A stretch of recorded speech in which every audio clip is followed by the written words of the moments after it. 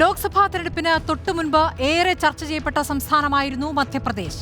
മുതിർന്ന കോൺഗ്രസ് നേതാവും മുൻ മുഖ്യമന്ത്രിയുമായ കമൽനാഥ് ബി.ജെ.പിയിൽ ചേരുമെന്ന അഭ്യൂഹങ്ങൾ തന്നെയായിരുന്നു അതിൽ പ്രധാനം. മുഴുവൻ സീറ്റുകളും പിടിക്കുക എന്നതാണ് ബി.ജെ.പിയുടെ ലക്ഷ്യം. ഇന്ത്യയുടെ ഹൃദയമെന്ന് വിളിക്കുന്ന മധ്യപ്രദേശിന് ലോക്സഭാ തെരഞ്ഞെടുപ്പിൽ വലിയ പ്രാധാന്യവുമുണ്ട്. വിശദമായി പരിശോധിക്കാം. എക്സ് ഫാക്ടറിലേക്ക് സ്വാഗതം. ബി.ജെ.പിയും കോൺഗ്രസും നേർക്കുനേർ പോരാടുന്ന മധ്യപ്രദേശ് മണ്ണിൽ ഇരു പാർട്ടികളും മാറി മാറി വരുന്നതാണ് കാണാറുള്ളത്. കഴിഞ്ഞ വർഷം നടന്ന നിയമസഭാ തെരഞ്ഞെടുപ്പിലും നിർണായക വിജയം നേടിയ ബി.ജെ.പി വലിയ മുന്നേറ്റമുണ്ടാക്കുമെന്ന് തന്നെയാണ് പ്രതീക്ഷിക്കുന്നത്. ഇന്ത്യ മുന്നണിക്കും ഏറെ പ്രതീക്ഷയുണ്ട് മധ്യപ്രദേശിൽ. പക്ഷേ തിരഞ്ഞെടുപ്പിന് മുൻപുണ്ടായ പാർട്ടിയിലെ തർക്കങ്ങൾ ചെറുതായല്ല കോൺഗ്രസിനെ ബാധിച്ചിട്ടുള്ളത്. കണക്കുകൾ പരിശോധിച്ചാൽ 2009 ശേഷം ലോക്സഭാ തെരഞ്ഞെടുപ്പിൽ കോൺഗ്രസിന് കാര്യമായ നേട്ടം ഉണ്ടാക്കാനായിട്ടില്ല. 2009 ബി.ജെ.പിയും കോൺഗ്രസും തമ്മിൽ ഇഞ്ചോടിഞ്ച് പോരാട്ടമായിരുന്നു. 16 സീറ്റിൽ ജയിച്ച ബി.ജെ.പി 43.4% വോട്ട് നേടി. 12 സീറ്റിൽ ജയിച്ച കോൺഗ്രസ് 40.1% വോട്ടുകൾ നേടിയത്. 5.9% വോട്ട് നേടിയ ബി.എസ്.പിക്ക് ഒരു സീറ്റ് കിട്ടി. 2014 ആയപ്പോഴേക്കും വലിയ മുന്നേറ്റമാണ് ബി.ജെ.പി ഉണ്ടാക്കിയത്. കണക്കുകൾ നോക്കിയാൽ വോട്ട് വിഹിതം ഗണ്യമായി കൂട്ടാൻ ബി.ജെ.പിക്കായി എന്ന് കാണാം. 11%-ലധികമാണ് അവർ വോട്ട് വിഹിതം വർദ്ധിപ്പിച്ചത്. 54.8% വോട്ട് നേടിയ ബി.ജെ.പി 27 സീറ്റുകൾ സ്വന്തമാക്കി. 35.4% വോട്ട് പിടിച്ച കോൺഗ്രസിന് കിട്ടിയത് കേവലം 2 സീറ്റ് മാത്രം. 3.8% വോട്ട് മാത്രം നേടിയ ബി.എസ്.പിക്ക് ആകെയുള്ള സീറ്റും നഷ്ടപ്പെട്ടു. 2019 ഒരു സീറ്റ് ഒഴികെ എല്ലാം ബി.ജെ.പി പിടിച്ചു. കണക്കുകൾ നോക്കിയാൽ ബി.ജെ.പി വോട്ട് വിഹിതം വീണ്ടും കൂട്ടിയതായി കാണാം. 58.5% വോട്ട് പിടിച്ച ബി.ജെ.പി 29 സീറ്റും പിടിച്ചു. 34.8% വോട്ട് നേടിയ കോൺഗ്രസിന് കിട്ടിയത് ചിന്ദ്വാര മാത്രം. ബി.എസ്.പിക്ക് വോട്ട് ശതമാനം വീണ്ടും കുറഞ്ഞ് 2.4%. കഴിഞ്ഞ വർഷം നടന്ന മധ്യപ്രദേശ് നിയമസഭാ തെരഞ്ഞെടുപ്പിൽ തിളക്കമാർന്ന നേട്ടമാണ് ബി.ജെ.പി സ്വന്തമാക്കിയത്. ഹിന്ദി ഹൃദയഭൂമിയിൽ ആകെ ആധിപത്യം ഉറപ്പിക്കാൻ ഇതോടെ ബി.ജെ.പിക്ക് സാധിച്ചു. കഴിഞ്ഞ 3 നിയമസഭാ തെരഞ്ഞെടുപ്പുകളുടെ കണക്കുകൾ പരിശോധിക്കാം. ബി.ജെ.പിയും കോൺഗ്രസും മാറി മാറി ഭരിക്കുന്നത് കാണാം. 2013 കണക്കുകൾ പരിശോധിച്ചാൽ 45.7% വോട്ട് നേടി ബി.ജെ.പി 165 സീറ്റുകൾ പിടിച്ചു. 37.1% വോട്ട് നേടിയ കോൺഗ്രസ് 58 സീറ്റ് പിടിച്ചു. 6.4% വോട്ട് നേടിയ ബി.എസ്.പിക്ക് ലഭിച്ചത് 4 സീറ്റ്. 5.5% വോട്ട് നേടിയ മറ്റുള്ളവർ 3 സീറ്റ് നേടി. 2018 കണ്ടത് കോൺഗ്രസിന്റെ മുന്നേറ്റമാണ്. 41.5% വോട്ട് നേടിയ കോൺഗ്രസ് 114 സീറ്റുകളിൽ ജയിച്ച് ഭരണം പിടിച്ചു. ഒപ്പത്തിനൊപ്പം വോട്ട് പിടിച്ചെങ്കിലും ബി.ജെ.പിക്ക് കിട്ടിയത് 109 സീറ്റുകളാണ്. 5.1% വോട്ട് നേടിയ ബി.എസ്.പിക്ക് കിട്ടിയത് 2 സീറ്റ്. 1%-ലധികം വോട്ട് പിടിച്ച സമാജ്വാദി പാർട്ടി ഒരു സീറ്റിൽ ജയിച്ചു. 5.9% വോട്ട് നേടിയ മറ്റുള്ളവർ 4 സീറ്റുകൾ പിടിച്ചു. കഴിഞ്ഞ നിയമസഭാ തെരഞ്ഞെടുപ്പിൽ കണ്ടത് നേരത്തെ പറഞ്ഞതുപോലെ ബി.ജെ.പിയുടെ തേരോട്ടമാണ്. 49% വോട്ട് പിടിച്ച ബി.ജെ.പി 163 സീറ്റുകളിലാണ് ജയിച്ചത്. 40.8% വോട്ട് പിടിച്ച കോൺഗ്രസ് 66 സീറ്റിൽ ജയിച്ചു. ആദിവാസി വിഭാഗങ്ങളുടെ പാർട്ടിയായ ഭാരത് ആദിവാസി പാർട്ടി ഒരു സീറ്റിൽ ജയിച്ചു. ഇനി വിശകലനവുമായി രാഷ്ട്രീയ നിരീക്ഷകൻ മോഹൻ വർഗീസാണ് നമുക്കൊപ്പമുള്ളത്. ശ്രീ മോഹൻ വർഗീസ്, കഴിഞ്ഞ തെരഞ്ഞെടുപ്പിൽ 28 സീറ്റും ബി.ജെ.പി പിടിക്കുകയായിരുന്നു. ഇത്തവണയും കാലാവസ്ഥ ബി.ജെ.പിക്ക് അനുകൂലമാണെന്നല്ലേ മനസ്സിലാക്കേണ്ടത്? ക്ലീൻ സ്വീപ്പ് ആകുമോ ബി.ജെ.പിക്ക്? പൊതുവെ ബി.ജെ.പിക്ക് അനുകൂലമായ ഒരു കാലാവസ്ഥയാണ് ഇപ്പോൾ മധ്യപ്രദേശിൽ. അതിൽ യാതൊരു സംശയവുമില്ല. ഏതാണ്ട് എല്ലാ ഒപ്പീനിയൻ പോൾസും അഭിപ്രായ സർവേകളും സൂചിപ്പിക്കുന്നത് 29 അംഗങ്ങൾ, അതിൽ 27 മുതൽ 28 വരെ തീർച്ചയായും ഭാരതീയ ജനതാ പാർട്ടി ജയിക്കുമെന്നതാണ്. കോൺഗ്രസിന് പ്രതീക്ഷയുള്ളത്, അല്ലെങ്കിൽ ഇന്ത്യ മുന്നണിക്ക് പ്രതീക്ഷയുള്ള ഏക സീറ്റ് എന്ന് പറയുന്നത് ചിന്ദ്വാരയാണ്. അത് കമൽനാഥ് എന്ന മുൻ മുഖ്യമന്ത്രിയുടെ മകൻ നകുൽനാഥ് മത്സരിക്കുകയും കോൺഗ്രസിൻ്റെ ഒരു പോക്കറ്റ് ബറോ ആയി ദീർഘകാലമായി കരുതപ്പെടുകയും ചെയ്യുന്ന ചിന്ദ്വാര സീറ്റ്, അത് കമൽനാഥിൻ്റെ ഒരു ഫാമിലി ഫിഫ്ഡമാണ്. അവിടെ മാത്രമാണ് കോൺഗ്രസിന് റിയലിസ്റ്റിക് ആയിട്ടുള്ള പ്രതീക്ഷ. പക്ഷേ ദിഗ്വിജയ് സിംഗ് മത്സരിക്കുന്നുവെന്ന് ഓർക്കുക. മുൻ സംസ്ഥാന നേതാവും മുൻ മുഖ്യമന്ത്രിയുമൊക്കെയായ കോൺഗ്രസിൻ്റെ മഹാമേരുവായ ദിഗ്വിജയ് സിംഗ് മത്സരിക്കുന്നു. ആ സീറ്റ് ഒരുപക്ഷെ രാജ്ഗഡ് സീറ്റാണ്. അതിൽ ഒരു ചെറിയ പ്രതീക്ഷയുണ്ട്. അതുപോലെ ഈ 21% വരുന്ന ട്രൈബൽ പോപ്പുലേഷൻ, 17% വരുന്ന ദളിത് പോപ്പുലേഷൻ, അതിനൊക്കെയുള്ള റിസർവ്ഡ് SC/ST സീറ്റുകൾ ചിലതിലെങ്കിലും കോൺഗ്രസ് മുന്നണിക്ക് പ്രതീക്ഷയുണ്ട്. കോൺഗ്രസ് മുന്നണി എന്നൊന്നും പറയാനാവില്ല. കോൺഗ്രസും സമാജ്വാദി പാർട്ടിയും ചേർന്ന മുന്നണിയാണ് മധ്യപ്രദേശിലെ ഇന്ത്യ മുന്നണി. അവിടെ മധ്യപ്രദേശിൽ സമാജ്വാദി പാർട്ടിക്ക് അനുവദിച്ച ഏക സീറ്റ് ഖജുരാഹോ സീറ്റാണ്. അത് ഒരു ചെറിയ ആശയക്കുഴപ്പത്തിൻ്റെ പേരിൽ ആ സീറ്റിലെ സമാജ്വാദി പാർട്ടിയുടെ നാമനിർദ്ദേശ പത്രിക തള്ളിപ്പോയി. മീര യാദവ് എന്ന കാൻഡിഡേറ്റിൻ്റെ നാമനിർദ്ദേശ പത്രിക, നോമിനേഷൻ പേപ്പേഴ്സ് തിരസ്കരിക്കപ്പെട്ടു. അതുകൊണ്ട് ഇന്ത്യ മുന്നണിക്ക് ആ മണ്ഡലത്തിൽ ഫോർവേഡ് ബ്ലോക്കിൻ്റെ കാൻഡിഡേറ്റിനെ പിന്തുണയ്ക്കേണ്ട ഒരവസ്ഥയിലായി. പക്ഷേ മറ്റ് സീറ്റുകളിലൊന്നും കാര്യമായ പ്രതീക്ഷയ്ക്ക് വകയുണ്ട് എന്ന് ഈ ഘട്ടത്തിൽ കരുതാനാവില്ല. അതിനുള്ള കാരണമെന്ന് പറയുന്നത് മധ്യപ്രദേശിൽ വലിയ പ്രതീക്ഷയായിരുന്നു. നിയമസഭാ തെരഞ്ഞെടുപ്പിൽ ഏതാനും മാസം മുമ്പ് നടന്ന നിയമസഭാ തെരഞ്ഞെടുപ്പിൽ വലിയ പ്രതീക്ഷയോടുകൂടി തന്നെയാണ് ഭരണവിരുദ്ധ വികാരത്തിൻ്റെ ചിറകിലേറി ഒരുപക്ഷെ കമൽനാഥിന് വീണ്ടും അധികാരത്തിലെത്താം എന്ന വലിയ പ്രതീക്ഷയാണ്. പക്ഷേ കമൽനാഥ് വളരെ വലിയ ഒരു മഹാമേരു പോലെ മധ്യപ്രദേശ് രാഷ്ട്രീയത്തിൽ നിറഞ്ഞു നിൽക്കുകയും പ്രധാനപ്പെട്ട പല കോൺഗ്രസ് നേതാക്കളെയും പിണക്കി മാറ്റുകയും ചെയ്തു. അതിൽ പ്രധാനി മാധവറാവ് സിന്ധ്യയുടെ മകൻ ജ്യോതിരാദിത്യ സിന്ധ്യയാണ്. ഗുണ പ്രദേശത്ത് അല്ലെങ്കിൽ ചമ്പൽ മേഖലയിൽ അല്ലെങ്കിൽ വടക്കൻ മധ്യപ്രദേശിൽ ഒക്കെ വളരെ വലിയ വേരോട്ടമുള്ള ഒരു സിന്ധ്യ ഫാമിലി, അതാണല്ലോ ഗ്വാളിയർ രാജവംശം. അപ്പം ഗ്വാളിയർ, ഗുണ ബെൽറ്റ്, ബുന്ദേൽഖണ്ഡ് മേഖല, ഇവിടെയൊക്കെ വലിയ സ്വാധീനമുള്ള ആ ഒരു വ്യക്തി മാറിപ്പോകുമ്പോൾ വലിയ ഒരു വിലയാണ് അത് കോൺഗ്രസിന് കൊടുക്കേണ്ടി വന്നത്. അതുകൊണ്ട് കമൽനാഥിൻ്റെ നേതൃത്വം ഒരു വലിയ ബാധ്യതയായി കോൺഗ്രസിന് വന്നു. അത് മാത്രമല്ല, ഒരു മൃദുഹന്തുത്വ സമീപനത്തിലേക്ക് കോൺഗ്രസ് പോകുന്നത് കമൽനാഥിൻ്റെ നേതൃത്വത്തിലാണ്. മധ്യപ്രദേശിൽ നമ്മൾ ഓർക്കുക, മധ്യപ്രദേശിൻ്റെ തലസ്ഥാനമായ ഭോപ്പാലിൽ ഇന്ത്യ മുന്നണി പ്ലാൻ ചെയ്തിരുന്ന റാലി തന്നെ മാറ്റിവെച്ചുകൊണ്ട് കമൽനാഥ് ഏകപക്ഷീയമായി ഞങ്ങൾക്കാരുടെ സഹായം വേണ്ട, ഇവിടെ എൻ്റെ സ്ഥാനാർത്ഥികൾക്ക് ജയിച്ചു വരാം എന്ന നിയമസഭാ തെരഞ്ഞെടുപ്പ് സമയത്തെ അഹങ്കാരമാണ് കോൺഗ്രസിൻ്റെ പതനത്തിൻ്റെ പ്രധാന കാരണം. ഏക പ്രതീക്ഷ എന്ന് പറയുന്നത് കോൺഗ്രസ് ഭരണത്തിലെത്തുകയും കൺസോളിഡേറ്റഡ് ആവുകയും ചെയ്യുക എന്നതാണ്.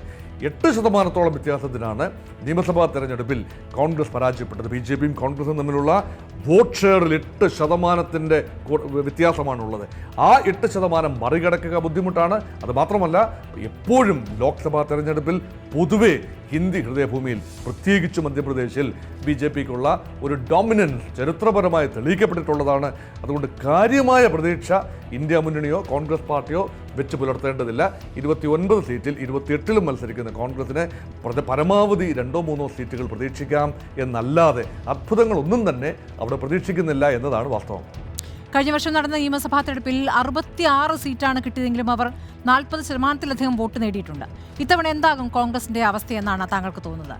നേതൃമാറ്റം ഗുണം ചെയ്തിട്ടുണ്ടോ കോൺഗ്രസിൽ? കോൺഗ്രസിലെ നേതൃമാറ്റം ഭാഗികമായി ഗുണം ചെയ്തു എന്ന് വേണമെങ്കിൽ കരുതാം. കോൺഗ്രസ് പാർട്ടി കമൽനാഥിൻ്റെ മാത്രം ഒരു നേതൃത്വത്തിലും അദ്ദേഹം ഹാൻഡ് പിക്ക് ചെയ്ത കാൻഡിഡേറ്റ്സിനെയാണ് 230 മണ്ഡലങ്ങളിലും, നിയമസഭാ സെഗ്മെൻറ്റിൽ 230 മണ്ഡലങ്ങളാണ് മധ്യപ്രദേശിലുള്ളത്. അതിൽ സ്വാഭാവികമായും ഭൂരിപക്ഷം ലഭിക്കുമെന്ന് അദ്ദേഹത്തിന് ആത്മവിശ്വാസമുണ്ടായിരുന്നു. പക്ഷേ തെരഞ്ഞെടുപ്പ് ഫലം വന്നപ്പോൾ 66 സീറ്റിലേക്ക് കോൺഗ്രസ് പാർട്ടി ഒതുങ്ങി. BJPക്ക് 163 സീറ്റുകളാണ് ലഭിച്ചത്.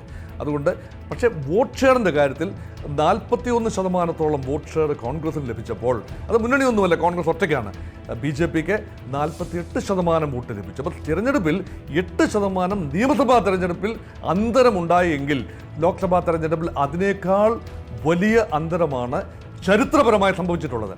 അതിനാൽ യാതൊരു പ്രതീക്ഷയ്ക്കും വകയില്ല.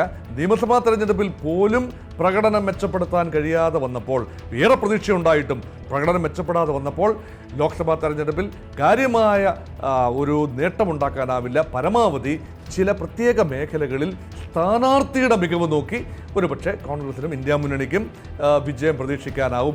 അതിൽ കൂടുതലൊന്നും തന്നെ അവിടെ പ്രതീക്ഷിക്കാനാവില്ല എന്നതാണ് സത്യം. ഒരു കാലത്ത് കോൺഗ്രസിന്റെ ശക്തി കേന്ദ്രമായിരുന്നു മധ്യപ്രദേശ്. എന്നാൽ മൃദുഹിന്ദുത്വ സമീപനം കോൺഗ്രസിന് തിരിച്ചടിയായെന്ന വിലയിരുത്തലാണ് ഉള്ളത്. കഴിഞ്ഞ നിയമസഭാ തെരഞ്ഞെടുപ്പിൽ മൃദുഹിന്ദുത്വ സമീപനം സ്വീകരിച്ചതും ഇന്ത്യ മുന്നണിയിലെ ഭിന്നതയും കോൺഗ്രസിന്റെ വലിയ തോൽവിക്ക് കാരണമായെന്ന വിലയിരുത്തൽ ശക്തമാണ്. തെരഞ്ഞെടുപ്പ് പ്രചാരണത്തിനിടെ രാഹുൽ ഗാന്ധിയും പ്രിയങ്ക ഗാന്ധിയും സ്വീകരിച്ച നിലപാടുകളും വേഷവിധാനത്തിലടക്കമുള്ള മാറ്റങ്ങളും അന്ന് ചർച്ച ചെയ്യപ്പെട്ടു. തൃശൂരുമായി പ്രിയങ്ക ഗാന്ധി പ്രചാരണത്തിനെത്തിയതും വലിയ വാർത്തയായിരുന്നു. ഇന്ത്യ മുന്നണിയിലെ പടലപ്പിണക്കങ്ങളും കോൺഗ്രസിന്റെ തകർച്ചയ്ക്ക് കാരണമായിട്ടുണ്ട്. മധ്യപ്രദേശിൽ കോൺഗ്രസുമായുള്ള ചർച്ച പരാജയപ്പെട്ടതിന് പിന്നാലെ സമാജ്വാദി പാർട്ടിയും ആം ആദ്മി പാർട്ടിയും JDUമെല്ലാം സ്വന്തം സ്ഥാനാർത്ഥികളെ പ്രഖ്യാപിക്കുകയായിരുന്നു. പാർട്ടിയുടെ പ്രചാരണം നയിച്ച കമൽനാഥ് ഒളിഞ്ഞും തെളിഞ്ഞുമൊക്കെ മൃദു ഹിന്ദുത്വ നിലപാട് ആവർത്തിച്ചുകൊണ്ടേയിരുന്നു. ഇത്തവണ ലോക്സഭാ തെരഞ്ഞെടുപ്പിന് തൊട്ടു മുൻപ് കമൽനാഥ് BJPയിലേക്ക് പോകുമെന്ന അഭ്യൂഹങ്ങൾ ശക്തമായി. BJPയെക്കാൾ ആവേശത്തോടെ രാമക്ഷേത്ര വിഷയം കമൽനാഥ് പല സമയങ്ങളിലും ഉയർത്തിക്കാട്ടിയിട്ടുമുണ്ട്. കഴിഞ്ഞ ദിവസവും ജയ് ശ്രീറാം വിളിക്കുന്ന കമൽനാഥിനെയാണ് കണ്ടത്. आपका चेहरा देख के मुझे ये यकीन है कि आप इस दफा अपना फैसला ऐसा करेंगे कि भविष्य सुरक्षित रहे. आप सबका बहुत बहुत धन्यवाद. जय श्री राम. जय श्री राम. മധ്യപ്രദേശിൽ എങ്ങനെയും പാർട്ടിയുടെ പ്രതാപം തിരിച്ചുപിടിക്കാനുള്ള ശ്രമത്തിലാണ് കോൺഗ്രസ്. പക്ഷേ കമൽനാഥിന്റെ നിലപാടുകൾ മിക്കപ്പോഴും പാർട്ടിയെ പ്രതിരോധത്തിലാക്കുകയാണ്. കമൽനാഥ് പക്ഷത്തുള്ളവരും എതിർപക്ഷത്തുള്ളവരുമായ കോൺഗ്രസുകാർക്ക് അദ്ദേഹത്തിന്റെ ഹിന്ദുത്വ നിലപാടിൽ ഒരു അത്ഭുതവുമില്ല. സംസ്ഥാനത്ത് തന്റെ പാർട്ടിക്ക് സമീപഭാവിയിൽ ഒരു തിരിച്ചുവരവിന് സാധ്യതയില്ല എന്ന ഉത്തമ ബോധ്യമുള്ള അദ്ദേഹം തനിക്ക് സ്വാധീനമുള്ള സമയത്ത് തന്നെ വിലപേശലിനാണ് ഒരുങ്ങിയത്. മകൻ നകുൽനാഥിന്റെ രാഷ്ട്രീയ ഭാവി തന്നെയാണ് കമൽനാഥിനെ BJPയിലേക്ക് അടുപ്പിക്കുന്നത്. കഴിഞ്ഞ നിയമസഭാ തെരഞ്ഞെടുപ്പിന് മുൻപ് കമൽനാഥിനെ BJP സമീപിച്ചിരുന്നതാണ്. എന്നാൽ കോൺഗ്രസിൽ സമ്മർദ്ദം ചെലുത്തി ആവശ്യമുള്ളത് നേടിയെടുത്ത കമൽനാഥ് ആ സമയത്ത് BJPയെ തള്ളി. എന്നാൽ മുതിർന്ന BJP നേതാവായ ശിവരാജ് സിംഗ് ചൗഹാനുമായി അടുപ്പമുള്ള കമൽനാഥ് ചർച്ചകൾ നടത്തിയിട്ടുണ്ട്. കമൽനാഥിനെ പോലൊരു മുതിർന്ന നേതാവിനെ മറുകണ്ഠം ചാടിച്ച് എത്തിക്കാനായതിൽ മധ്യപ്രദേശിൽ കോൺഗ്രസിനെ തുടച്ചു നീക്കാമെന്ന കണക്കുകൂട്ടലാണ് BJPക്ക്. പക്ഷേ ഒടുവിൽ സോണിയാഗാന്ധി ഉൾപ്പെടെയുള്ളവർ നേരിട്ട് ചർച്ച നടത്തി നകുൽനാഥിന് ചിന്ദ്വാര സീറ്റ് തന്നെ നൽകി. 1952 പ്രഥമ ലോക്സഭാ തെരഞ്ഞെടുപ്പ് മുതൽ കോൺഗ്രസ് സ്ഥാനാർത്ഥികളെ മാത്രം ജയിപ്പിച്ചയച്ച ചരിത്രമാണ് ചിന്ദ്വാരയ്ക്കുള്ളത്. ഒരിക്കൽ മാത്രമാണ് അതിന് മാറ്റമുണ്ടായത്. BJPയിലേക്കില്ല എന്ന് തന്നെയാണ് കമൽനാഥ് ഇപ്പോഴും പറയുന്നത്. പക്ഷേ എന്നെങ്കിലും അദ്ദേഹം കാവി പൊതിച്ചേക്കുമെന്നുള്ള വിലയിരുത്തലിൽ BJP ശ്രമങ്ങൾ തുടരുകയും ചെയ്യുന്നുണ്ട്. എന്തായാലും കമൽനാഥിനും മകൻ നകുൽനാഥിനും ഈ തെരഞ്ഞെടുപ്പ് അതീവ നിർണായകമാണ്. നിയമസഭാ തെരഞ്ഞെടുപ്പ് ഫലം തന്നെയാണ് കോൺഗ്രസും കമൽനാഥും തമ്മിൽ വലിയ അകൽച്ചയിലേക്ക് കാര്യങ്ങൾ എത്തിച്ചത്. പ്രചാരണത്തിലും തെരഞ്ഞെടുപ്പ് പ്രവർത്തനങ്ങളിലും കമൽനാഥിന് പൂർണ്ണ അധികാരം നൽകിയിട്ടും ഫലം മറിച്ചായത് ഹൈക്കമാൻഡിന് വലിയ അതൃപ്തിയുണ്ടാക്കി. തോൽവിയിലുള്ള അമർഷം വർക്കിംഗ് കമ്മിറ്റി യോഗത്തിൽ രാഹുൽ പരസ്യമായി തന്നെ പ്രകടിപ്പിച്ചതും കമൽനാഥിന് നീരസമായി. അങ്ങനെയാണ് ജിത്തു പട്വാരി നേതൃത്വത്തിൽ എത്തുന്നത്. OBC വിഭാഗത്തിൽ നിന്നുള്ള ആളാണ് ജിത്തു പട്വാരി. ലോക്സഭാ തെരഞ്ഞെടുപ്പിന് മാസങ്ങൾ മാത്രം ശേഷിക്കുമ്പോഴായിരുന്നു കമൽനാഥ് മന്ത്രിസഭയിലെ ഉന്നത വിദ്യാഭ്യാസ മന്ത്രിയായിരുന്ന ജിത്തു PCC അധ്യക്ഷ സ്ഥാനത്ത് എത്തുന്നത്. കമൽനാഥിനെ ഇത് അസ്വസ്ഥനാക്കി. തനിക്കു പകരം മകൻ നകുലിനെ പാർട്ടി നേതൃത്വത്തിലെത്തിക്കാനുള്ള കമൽനാഥിന്റെ ശ്രമങ്ങൾക്കുള്ള തിരിച്ചടിയായിരുന്നു ഇത്. കമൽനാഥിനെ കൂടെ നിർത്തി തന്നെ പരമാവധി പ്രചാരണ പ്രവർത്തനങ്ങൾ ജിത്തു പട്വാരിയുടെ നേതൃത്വത്തിൽ നടന്നു. 2023 വരെ 15 വർഷം മധ്യപ്രദേശിന്റെ മുഖ്യമന്ത്രിയായിരുന്നു ശിവരാജ് സിംഗ് ചൗഹാൻ. മോദിയുടെ പേര് പ്രധാനമന്ത്രി സ്ഥാനത്തേക്ക് പാർട്ടിയിൽ ഉയർന്നു വന്നപ്പോൾ അദ്വാനി പക്ഷം മുന്നോട്ടുവച്ച പേര് ശിവരാജ് സിംഗ് ചൗഹാന്റേതായിരുന്നു. മധ്യപ്രദേശിലെ ജനത മാമാജി എന്ന് സ്നേഹപൂർവ്വം വിളിക്കുന്ന അവരുടെ നേതാവ്. ആശയക്കുഴപ്പങ്ങൾക്കൊടുവിൽ 4ാം പട്ടികയിലാണ് ചൗഹാന്റെ സ്ഥാനാർത്ഥിത്വം പ്രഖ്യാപിച്ചത്. ലാഡ്ലി ബഹനടക്കം സ്ത്രീപക്ഷ വാഗ്ദാനങ്ങളുമായി മധ്യപ്രദേശ് വോട്ടർമാരുടെ ഹൃദയം കീഴടക്കിയ ചൗഹാന്റെ ജനകീയത തിരിച്ചറിഞ്ഞു തന്നെയായിരുന്നു അത്. BJP കോട്ടയായ വിദിഷയിൽ നിന്നാണ് ശിവരാജ് സിംഗ് ചൗഹാൻ മത്സരിക്കുന്നത്. OBC ഭൂരിപക്ഷ സംസ്ഥാനമായ മധ്യപ്രദേശിൽ ജാതി സെൻസസ് വാഗ്ദാനവുമായി കോൺഗ്രസ് ഇറങ്ങിയപ്പോൾ അതിനെ തടയാൻ കഴിഞ്ഞത് ചൗഹാൻ എന്ന OBC നേതാവിന്റെ ബലത്തിലാണ്. തുടക്കം മുതൽ കേന്ദ്ര നേതൃത്വം മാറ്റി നിർത്തിയെങ്കിലും പരാജയപ്പെട്ടാൽ അതിന്റെ ഉത്തരവാദിത്തം തന്റെ മേൽ ചാർത്തപ്പെടുന്ന ഉറപ്പുള്ള ചൗഹാൻ തന്റെ സർക്കാരിന്റെ ക്ഷേമ പദ്ധതികൾ ഉയർത്തിക്കാണിച്ച് തന്നെയാണ് പ്രചാരണം നടത്തിയത്. കോൺഗ്രസിൽ നിന്നും BJPയിലേക്ക് വന്ന ശേഷം ഇപ്പോൾ കേന്ദ്ര വ്യോമയാന മന്ത്രിയായ ജ്യോതിരാദിത്യ സിന്ധ്യ ഇക്കുറി മധ്യപ്രദേശിലെ ഗുണയിൽ നിന്നാണ് മത്സരിക്കുന്നത്. 99 മുതൽക്ക് ജ്യോതിരാദിത്യയുടെ പിതാവ് മാധവറാവു സിന്ധ്യ ജയിച്ച ഇടമാണിത്. 2002 മുതൽ ജ്യോതിരാദിത്യ സിന്ധ്യ സ്ഥിരമായി ജയിക്കുന്ന ഇടം. പക്ഷേ 2019 അദ്ദേഹത്തെ കൈവിടുകയായിരുന്നു. ഈ തോൽവിക്ക് പിന്നാലെ 22 MLAമാരുമായി ചാടി സിന്ധ്യ കളം മാറ്റി BJPയിലെത്തി. രാജ്യസഭാംഗത്വവുമായി ക്യാബിനറ്റ് മന്ത്രിപദവും കിട്ടി. ജയിച്ചാൽ ഇത്തവണയും മന്ത്രിസ്ഥാനം ഉറപ്പാണ്. ചമ്പൽ, ഗ്വാളിയോർ മേഖലയിൽ BJPയുടെ തിരിച്ചുവരവ് സിന്ധ്യയുടെ പിന്തുണയുടെ ബലത്തിലായിരുന്നു. പാർട്ടി നേതൃത്വത്തെ നിരന്തരം പ്രതിരോധത്തിലാക്കുന്ന വിവാദ പ്രസ്താവന നടത്തുന്ന നേതാക്കളിൽ പലർക്കും BJP ഇത്തവണ ടിക്കറ്റ് നൽകിയിട്ടില്ല. അതിൽ പ്രധാനിയാണ് പ്രഗ്യാ സിംഗ് ഠാക്കൂർ. ഭോപ്പാലിലെ സിറ്റിംഗ് MP ആയിരുന്നു പ്രഗ്യ. തീവ്ര നിലപാടുള്ള പല പരാമർശങ്ങളും BJPയെ പ്രതിരോധത്തിലാക്കിയതോടെയാണ് പാർട്ടി സീറ്റ് നിഷേധിച്ചത്. താൻ നരേന്ദ്രമോദിക്ക് ഇഷ്ടപ്പെടാത്ത ചില വാക്കുകൾ മുൻപ് പ്രയോഗിച്ചിട്ടുണ്ട്. പ്രധാനമന്ത്രി ഒരിക്കലും ക്ഷമിക്കില്ല എന്ന് തന്നോട് പറഞ്ഞിരുന്നു. അതുകൊണ്ടാണ് സീറ്റ് നൽകാത്തത് എന്നാണ് പ്രഗ്യാ സിംഗ് ഠാക്കൂർ പറഞ്ഞത്. 2019 മഹാത്മാഗാന്ധിക്കെതിരെ പ്രഗ്യ നടത്തിയ പരാമർശങ്ങളെ എതിർത്തുകൊണ്ട് മോദി രംഗത്ത് വന്നിരുന്നു. ഗാന്ധി ഘാതകനായ നാഥുറാം വിനായക് ഗോഡ്സെയെ യഥാർത്ഥ രാജ്യസ്നേഹി എന്ന് വിളിച്ച പ്രഗ്യയോട് ഒരിക്കലും ക്ഷമിക്കില്ല എന്നാണ് അന്ന് മോദി പ്രതികരിച്ചത്. അലോക് ശർമ്മയാണ് ഇത്തവണ ഭോപ്പാലിൽ നിന്നും മത്സരിക്കുന്നത്. മധ്യപ്രദേശിലെ ഗോത്രമേഖലകളിൽ വലിയ മുന്നേറ്റമുണ്ടാക്കാൻ BJPക്കായിട്ടുണ്ട്. കോൺഗ്രസിന്റെ ശക്തി കേന്ദ്രമായ ഗോത്ര ആദിവാസ മേഖലകളിലേക്ക് BJPക്ക് കടന്നു കയറാൻ കഴിഞ്ഞു. 2018 നിയമസഭാ തെരഞ്ഞെടുപ്പിൽ 82 സംവരണ മണ്ഡലങ്ങളിൽ 33 എണ്ണം മാത്രമായിരുന്നു BJPക്ക് ലഭിച്ചത്. എന്നാൽ കഴിഞ്ഞ തെരഞ്ഞെടുപ്പിൽ അത് 50 ഉയർത്താൻ BJPക്ക് സാധിച്ചു. ഹാ കൗശൽ, മൽവ, നിമർ മേഖലകളിൽ നിർണായക സ്വാധീനമുണ്ടാക്കാൻ BJPക്ക് കഴിഞ്ഞു. ഇത് മനസ്സിലാക്കിയാണ് കോൺഗ്രസ് ട്രൈബൽ മാനിഫെസ്റ്റോ തന്നെ പുറത്തിറക്കിയത്. ഗോത്രവിഭാഗങ്ങളിൽ നിന്നും മികച്ച നേതാക്കളില്ല എന്നതുകൊണ്ട് തന്നെയാണ് കോൺഗ്രസ് നേതാക്കളെ BJP വലവീശിയത്. കഴിഞ്ഞ തവണ BJP പരാജയപ്പെട്ട ഏക മണ്ഡലമായ ചിന്ദ്വാരയിലെ മേയർ വിക്രം അഹാക്കാണ് ഒടുവിൽ കോൺഗ്രസ് വിട്ടത്. ഗോത്രവിഭാഗത്തിൽ നിന്നുള്ള ആദ്യ മേയറായ വിക്രം പാർട്ടി വിട്ടത് വലിയ തിരിച്ചടിയാണ്. അമർവാദിയിലെ നിയമസഭാംഗം കമലേഷ് പ്രതാപ് ഷായും BJPയിൽ ചേർന്നിരുന്നു. ഏതായാലും ഇത്തവണ ഗോത്ര വോട്ടുകൾ ആർക്കൊപ്പമാകും എന്നതും നിർണായകമാണ്. മോഹൻ വർഗീസ് തുടരുന്നുണ്ട്. ശ്രീ മോഹൻ വർഗീസ്, കമൽനാഥിന്റെ തട്ടകം ചിന്ദ്വാര മാത്രമാണ് കഴിഞ്ഞ തവണ BJPക്ക് നഷ്ടമായത്. പക്ഷേ ഇത്തവണ കമൽനാഥ് BJPയിലേക്ക് പോകുമെന്ന അഭ്യൂഹങ്ങൾക്ക് പിന്നാലെയാണ് മകൻ നകുൽനാഥിന് ചിന്ദ്വാര നൽകിയിരിക്കുന്നത്. ഈ ചാഞ്ചാട്ടം എങ്ങനെയാണ് പ്രതിഫലിച്ചിട്ടുണ്ടാവുക?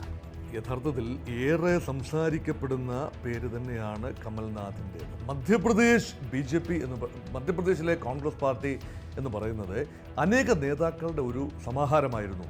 അതിൽ ഓരോ നേതാക്കൾ പൊഴിഞ്ഞു പോയി അവസാനം കമൽനാഥിൻ്റെ മാത്രം ഒരു തട്ടകമായി അനുവദിച്ചു കൊടുക്കേണ്ടി വന്നു. നമുക്കറിയാം 70കളുടെ അവസാനം 80കളുടെ ആദ്യമൊക്കെ വളരെ വലിയ ഒരു ഫോഴ്സായിരുന്നു കോൺഗ്രസ് പാർട്ടിയിലെ യുവതുർക്കികളായ സഞ്ജയ് ബ്രിഗേഡിലെ, അതായത് ഡൂൺ സ്കൂളിലെ സഞ്ജയ് ഗാന്ധിയുടെ സഹപാഠിയായിരുന്ന കമൽനാഥ് വളരെ വലിയ പ്രതീക്ഷയോടുകൂടി തന്നെ ഒരു യുവ നേതാവായി മധ്യപ്രദേശ് രാഷ്ട്രീയത്തിലേക്ക് കടന്നു വരികയാണ്. പെട്ടെന്ന് തന്നെ കേന്ദ്ര നേതൃത്വത്തിലും കമൽനാഥ് എത്തി. അങ്ങനെ കമൽനാഥിന് ഗാന്ധി നെഹ്റു ഫാമിലിയുടെ അകത്തളങ്ങളിൽ ലഭിച്ച വളരെ വലിയ സ്വാധീനം, അതിൽ നിന്ന് അദ്ദേഹം ഉണ്ടാക്കിയെടുത്ത നേട്ടങ്ങൾ, മുഖ്യമന്ത്രി പദം, കേന്ദ്രമന്ത്രിസഭയിലെ അംഗത്വം, മുഖ്യമന്ത്രി പദം, അങ്ങനെ കമൽനാഥിന് കൈവശമാകാത്ത പദവികളൊന്നും തന്നെ കോൺഗ്രസിലില്ല എന്നതാണ് വാസ്തവം. അതുമാത്രമല്ല, ഏറെ തലപ്പൊക്കത്തിൽ, മറ്റ് നേതാക്കളെക്കാൾ ഏറെ തലപ്പൊക്കത്തിൽ നിന്ന ഒരു നേതാവുമാണ് കമൽനാഥ്. എന്നാൽ മുൻകാലങ്ങളിൽ രാജാ ദിഗ്വിജയ് സിംഗ്, അദ്ദേഹം മഹാരാജ ഫാമിലിയിൽപ്പെടുന്ന ആളുമാണ്, രാജ രക്തം പേറുന്ന ഒരാളുമാണ്.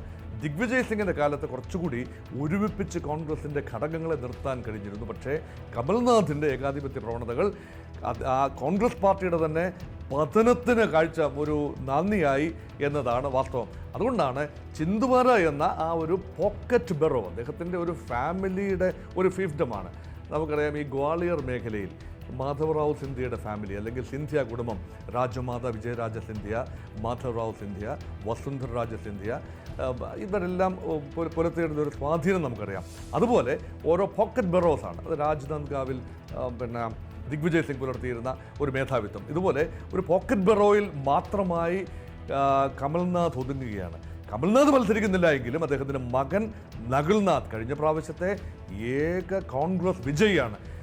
നകുൽനാഥും കമൽനാഥും ഒക്കെ BJPയിലേക്ക് ചേക്കേറും എന്ന ഒരു കിംവദന്തി ഉണ്ടായിരുന്നു അന്തരീക്ഷത്തിൽ. പക്ഷേ അത് സംഭവിച്ചില്ല. കമൽനാഥിൻ്റെ മകൻ നകുൽനാഥ് അവിടെ സ്ഥാനാർത്ഥിയായി വിജയസാധ്യത നിലനിർത്തുന്നു. ഓർക്കുക, മാധവറാവു സിന്ധ്യയുടെ മകനെ പിണക്കി വിട്ടതിൻ്റെ പിന്നിൽ യഥാർത്ഥത്തിൽ കമൽനാഥ് തന്നെ ആയിരുന്നല്ലോ. അതുകൊണ്ട് കോൺഗ്രസിൻ്റെ വടക്കൻ മധ്യപ്രദേശിലെ അടിത്തറ തന്നെ പൂർണ്ണമായി നഷ്ടപ്പെടുത്തിക്കൊണ്ട് വളരെ വലിയ ഒരു ചൂതാട്ടമാണ് നടത്തിയത് കമൽനാഥ്. അത് പക്ഷേ തിരിച്ച് സ്വന്തം മകനിലൂടെയെങ്കിലും ആ മണ്ഡലം നിലനിർത്താൻ കഴിഞ്ഞില്ല എങ്കിൽ അതിഭയങ്കരമായ ബാധ്യതയാണ് കമൽനാഥ് കോൺഗ്രസിന് ഉണ്ടാക്കി വെക്കുന്നത് എന്നതാണ് യാഥാർത്ഥ്യം. ആദിവാസി വോട്ടുകൾ നിർണായകമാണല്ലോ മധ്യപ്രദേശിൽ. കോൺഗ്രസിന്റെ ശക്തി കേന്ദ്രങ്ങളായ ഗോത്രമേഖലയിലേക്ക് കടന്നു കയറാൻ BJPക്ക് കഴിഞ്ഞിട്ടുണ്ട് എന്ന വിലയിരുത്തൽ എത്രമാത്രം ശരിയാണ്? ഇത് മനസ്സിലാക്കണമെങ്കിൽ മധ്യപ്രദേശിൻ്റെ ഒരു സാമുദായിക അല്ലെങ്കിൽ ആ ഒരു പശ്ചാത്തലം മനസ്സിലാവണം. 21% ജനസംഖ്യ വോട്ടർമാരുടെ 21% ഷെഡ്യൂൾ ട്രൈബ്സാണ്, ഗോത്ര വിഭാഗങ്ങളാണ്. അവർ തന്നെ പലതായി ചിതറി നിൽക്കുന്നു. ഗോത്ര സംസ്കാരം നിലവിലുള്ള പ്രദേശങ്ങളിൽ പരമ്പരാഗതമായി ഒരു ഹൈന്ദവ മുന്നോക്ക വിഭാഗ പാർട്ടിയായി അറിയപ്പെടുന്ന ഭാരതീയ ജനതാ പാർട്ടിക്ക് കടന്നു കയറാൻ പരിമിതികളുണ്ടായിരുന്നു. പക്ഷേ ആ പരിമിതികൾ അതിലംഘിച്ചുകൊണ്ട് ഷെഡ്യൂൾ കാസ്റ്റ് മേഖലയിലാണെങ്കിലും ഷെഡ്യൂൾ ട്രൈബ് മേഖലയിൽ ഷെഡ്യൂൾ കാസ്റ്റ് 17% 17% ഷെഡ്യൂൾ കാസ്റ്റും 21% ഷെഡ്യൂൾ ട്രൈബും വരുമ്പോൾ ജനസംഖ്യയുടെ ഒരു നല്ല പങ്ക് തന്നെ അതീവ പിന്നോക്ക വിഭാഗങ്ങളായി, അതോടൊപ്പം തന്നെ OBC-കളും കൂടെ ചേരുമ്പോൾ മുന്നാക്ക വിഭാഗക്കാരുടെ നമ്പർ തുലോം പരിമിതമാണ്. ഭാരതീയ ജനതാ പാർട്ടി പൊതുവേ അറിയപ്പെടുന്നത് ബ്രാഹ്മണരുടെയും ക്ഷത്രിയരുടെയും മുന്നോക്ക വിഭാഗക്കാരുടെയും പാർട്ടി എന്ന ഭൂമിഹാർ വിഭാഗക്കാരുടെയും ഠാക്കൂർമാരുടെയും ഒക്കെ പാർട്ടി എന്ന നിലയിലാണ് പൊതുവേ ഉണ്ടായിരുന്ന മുൻകാലങ്ങളിൽ ഉണ്ടായിരുന്ന ഒരു ധാരണ. എന്നാൽ ഇപ്പോൾ ഹിന്ദുത്വ വേവിൽ വരുമ്പോൾ പ്രത്യേകിച്ച് രാമക്ഷേത്ര നിർമ്മാണം സംഭവിച്ചിരിക്കുന്നു. ഒരു cutting across all caste lines ഹൈന്ദവ ദേശീയതയ്ക്ക് വലിയ പ്രാധാന്യം കൈവന്നിരുന്നു, അതായത് ഹിന്ദുത്വ. അപ്പോൾ ഹിന്ദുത്വ എന്ന പൊളിറ്റിക്കൽ അജണ്ടയുടെ ഭാഗമായി OBC-കളെയും ദളിതരെയും ആദിവാസികളെയും ചേർത്ത് പിടിക്കാൻ ഭാരതീയ ജനതാ പാർട്ടി നല്ല പൊളിറ്റിക്കൽ എഞ്ചിനീയറിംഗ് ആണ് നടത്തിയിരിക്കുന്നത്. അതുകൊണ്ട് രാമക്ഷേത്രത്തിൻ്റെ പ്രഭാവം ഉത്തർപ്രദേശിൽ മാത്രമല്ല, ആ പ്രാൺ പ്രതിഷ്ഠയുടെ രാമക്ഷേത്രത്തിൻ്റെ പ്രഭാവം ഉത്തർപ്രദേശിൽ നിന്നും തൊട്ടടുത്ത് കിടക്കുന്ന സംസ്ഥാനമായ മധ്യപ്രദേശിലേക്ക് വ്യാപിച്ചാൽ ഞാൻ അത്ഭുതപ്പെടില്ല. പക്ഷേ ജനുവരി 2024 കണ്ട ഒരു തരംഗമൊന്നും തന്നെ മധ്യപ്രദേശിൽ കാണാനില്ല. നമുക്കറിയാം, ജനുവരി 2024 പ്രാണപ്രതിഷ്ഠ നടക്കുന്നു. ഫെബ്രുവരിയിൽ നടത്തിയ ഒപ്പീനിയൻ പോളിലെല്ലാം BJPക്ക് വൻ വിജയമാണ് പ്രതീക്ഷിച്ചത്, ഉത്തർപ്രദേശിലും മധ്യപ്രദേശിലും ഹിന്ദി ഹൃദയഭൂമിയിൽ എല്ലായിടത്തും. പക്ഷേ BJPയുടെ ആ പോപ്പുലാരിറ്റി റേറ്റിംഗ് ഘട്ടം ഘട്ടമായി ഏപ്രിൽ മാസത്തിലേക്ക് വരുമ്പോൾ ഘട്ടം ഘട്ടമായി കുറയുന്ന കാഴ്ചയാണ് കാണുന്നത്.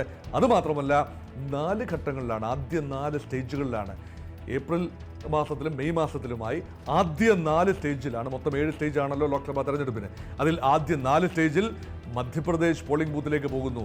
ഈ 4 സ്റ്റേജിനിടയിൽ തന്നെ BJPയുടെ റേറ്റിംഗ് ചെറിയ തോതിലെങ്കിലും കുറയാനുള്ള സാധ്യതയാണ് ഉണ്ടാകുന്നത്. അപ്പം രാമക്ഷേത്രത്തിൻ്റെ ഷീൻ മങ്ങി വരുമ്പോൾ അതിൻ്റെ പ്രയോജനം ഭാഗികമായി ലഭിക്കേണ്ടത് ആദിവാസികൾക്ക് വളരെ വലിയ വേരോട്ടമുള്ള ആ മണ്ണിലെ കോൺഗ്രസ് സ്ഥാനാർത്ഥികൾക്കാണ്. അതുകൊണ്ട് കോൺഗ്രസിന് എത്രത്തോളം ന്യായ പദ്ധതിയുടെ പ്രയോജനം, അവർ പ്രഖ്യാപിച്ച സ്ത്രീ സൗഹൃദ പദ്ധതികൾ, മറ്റ് ന്യായ പദ്ധതികൾ, പിന്നാക്ക വിഭാഗക്കാർക്കുള്ള പദ്ധതികൾ, അങ്ങനെ ന്യായ സംഹിതയുടെ പ്രയോജനം എത്രത്തോളം ശ്രീ രാഹുൽ ഗാന്ധിക്കും കേന്ദ്ര നേതൃത്വത്തിനും മധ്യപ്രദേശിലെ ട്രൈബൽ മേഖലയിലേക്ക്, ആദിവാസി മേഖലയിലേക്ക് സ്വാംശീകരിച്ചെടുക്കാൻ കഴിഞ്ഞിട്ടുണ്ട് എന്നതിനെ ആസ്പദമാക്കിയായിരിക്കും മധ്യപ്രദേശിലെ വിജയം. നമുക്കറിയാം, മധ്യപ്രദേശിൻ്റെ തലങ്ങും വിലങ്ങും രാഹുൽ ഗാന്ധി യാത്ര ചെയ്തതാണ്. ഭാരത് ജോഡോ ന്യായ യാത്രയുടെ ആദ്യ 2ാം ഘട്ടത്തിലും ആദ്യ ജോഡോ യാത്രയിലും എല്ലാം ആദ്യം കാൽനടയായും പിന്നീട് വാഹനത്തിലും മധ്യപ്രദേശിൻ്റെ മുക്കും മൂലയും അരിച്ചു പെറുക്കാൻ കോൺഗ്രസിൻ്റെ ന്യായ യാത്രയ്ക്ക് കഴിഞ്ഞിട്ടുണ്ട്. അതെല്ലാം സൗഹൃദ വോട്ടായിട്ട് അല്ലെങ്കിൽ കോൺഗ്രസിൻ്റെ വോട്ട് കിറ്റിയിലേക്ക് ഈ ഒരു ഗുഡ്വിൽ, വെറുപ്പിൻ്റെ കമ്പോളത്തിൽ സ്നേഹത്തിൻ്റെ കട തുറന്നു എന്ന് അവകാശപ്പെടുന്ന രാഹുൽ ഗാന്ധിയുടെ സാന്നിധ്യം എത്രത്തോളം ദളിതാദിവാസി മേഖലയും പൊതുവെയുള്ള OBC-കളെയും സ്വാധീനിക്കാൻ കഴിയുന്നു എന്നതിനെ ആസ്പദമാക്കി കൂടിയായിരിക്കും കോൺഗ്രസിൻ്റെ ചെറുതെങ്കിലും പ്രകടനത്തിൻ്റെ ഒരു ബേസ് എന്നാണ് എനിക്ക് തോന്നുന്നത്. നന്ദി ശ്രീ മോഹൻ വർഗീസ്. കോൺഗ്രസ് പ്രതാപകാലത്ത് മാറ്റങ്ങൾ പരീക്ഷിച്ചതും പിന്നീട് ഹിന്ദുത്വ രാഷ്ട്രീയം അതിന്റെ ഏറ്റവും വലിയ പരീക്ഷണശാലയായി കണ്ടതും മധ്യപ്രദേശിനെയാണ്. മോദി എന്ന പേര് മാത്രം ഉയർത്തി ഈ കഴിഞ്ഞ നിയമസഭാ തെരഞ്ഞെടുപ്പ് വിജയിച്ച BJP ലോക്സഭയിലേക്കും മറ്റൊന്നും മിണ്ടുന്നില്ല. മോദിയുടെ ഗ്യാരണ്ടി എന്ന മുദ്രാവാക്യവും ആദ്യമായി ഉയർത്തിയത് മധ്യപ്രദേശ് നിയമസഭാ തെരഞ്ഞെടുപ്പിലാണ്. കമൽനാഥിലും ദിഗ്വിജയ് സിംഗിലും ചുറ്റിത്തിരിഞ്ഞ സംസ്ഥാന രാഷ്ട്രീയം പുതുപരീക്ഷണത്തോടെ മുഖം തിരിക്കില്ല എന്ന് കോൺഗ്രസ് കരുതുന്നു. 2019 ഒന്നിൽ മാത്രം ഒതുങ്ങിപ്പോയ കോൺഗ്രസിന് എത്രയധികം കിട്ടിയാലും ലാഭമാണ്. ഏതായാലും രാഷ്ട്രീയ ഇന്ത്യയുടെ പരീക്ഷണശാലയിലെ ഫലം വരും കാലത്തിന്റെ ദിശാസൂചികയാകുമെന്ന ഉറപ്പാണ്. എക്സ് ഫാക്ടർ പൂർണ്ണമാകുന്നു. വീണ്ടും കാണാം മറ്റൊരു സംസ്ഥാനവുമായി.